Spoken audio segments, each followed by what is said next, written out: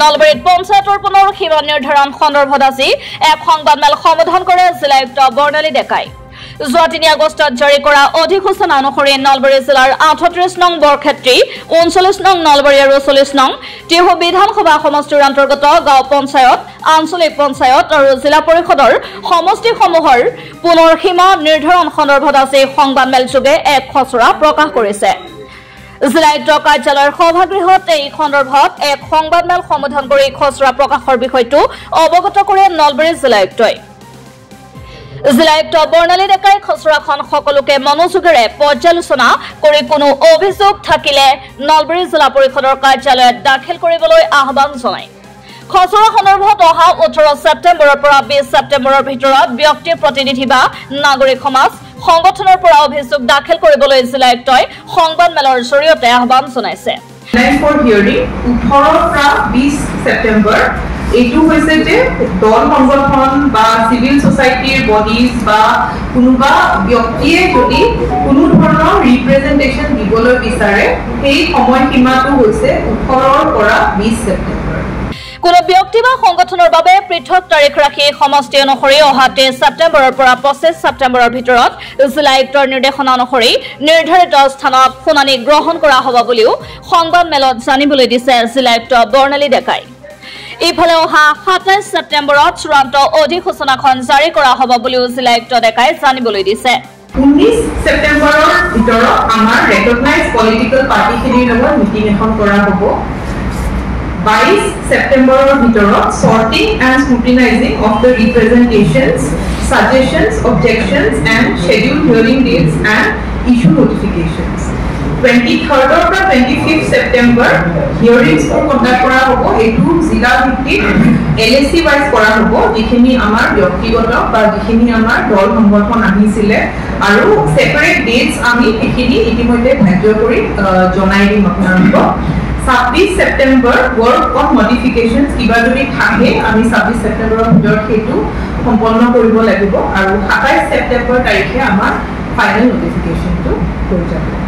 উল্লেখযোগ্য যে 2001 চনৰ লোকপিয়ল অনুসৰি নলবাৰী জিলাৰ গ্ৰামাঞ্চলত মুঠ জনসংখ্যা হ'ল 6,28,375 গৰাকী। বৰক্ষেত্ৰী বিধানসভা সমষ্টিত পঞ্চায়ত এলেকাত মুঠ জনসংখ্যা 2,44,998 গৰাকী। টিহু বিধানসভাৰ গ্ৰামাঞ্চলত মুঠ 2,11,671 গৰাকী আৰু নলবাৰী গ্ৰামাঞ্চলৰ মুঠ জনসংখ্যা 1,71,706 গৰাকী। নলবাৰী জিলা পৰিষদৰ মুখ্য কাৰ্যবাহী বিষয়া মুন গগৈকে ধৰি অন্যান্য বিষয়া কৰ্মচাৰীসকল উপস্থিত থকা সংবাদমেলখনিত অধিসূচনা জাৰি কৰা সন্দৰ্ভত জিলাখনত মুঠ আঞ্চলিক পঞ্চায়ত 7খন থকাৰ উপৰি মুঠ গাঁও পঞ্চায়ত হৈছে 65খন। ইয়াৰ বিপৰীতে মুঠ জিলা পৰিষদৰ সংখ্যা 12খন বুলি জিলা আয়ুক্তগৰাকীয়ে সদৰি কৰিছে। টোটেল ৰুৰেল পপুলেশ্যন 2001 সেন্সাছৰ মতে নলবাৰী জিলাত আছিলে 6,28,375, 38 বৰক্ষেত্ৰী LAC 244,998, SC population আছিলে 7.84%, ST population 1.99%, 39 নলবাৰী LAC 171706, তাৰে SC population 4.4%, ST 6.35%, 40 Tihu LAC 211671, তাৰে SC population আছে 7.61%, ST population আছে 2.49%। আপোনালোকে জানে যে আমাৰ জিলাখনত 452খন গাঁও আছে, তাৰে 38 নং বৰক্ষেত্ৰী LAC আছে 199, 39 নলবাৰী সমষ্টিত আছে 144খন আৰু 40 নং টিহু LAC আছে 109খন। এক্সিস্টিং GP আপোনালোকে ইতিমধ্যে জানে যে 65টা এক্সিস্টিং GP আমাৰ আছিলে। Barkhetri LAC 19, Nalbari LAC 19, Tihu LAC 27খন GP আছিলে আৰু প্ৰপ'জ নাম্বাৰটো একেই থাকিব। প্ৰপ'জ নাম্বাৰো 65 আমাৰ আছে, তাৰে বৰক্ষেত্ৰী LAC 24, নলবাৰী 19 আৰু টিহু LAC 22 আছে। নাম্বাৰ অফ এক্সিস্টিং APs আছিলে আমাৰ 7খন, বৰক্ষেত্ৰী 2, বৰভাগ বৰক্ষেত্ৰী, নলবাৰী 2, পৰিগক বনভাগ, পূব নলবাৰী আৰু টিহুত আছিলে 3খন, পশ্চিম নলবাৰী, মধুপুৰ আৰু টিহু।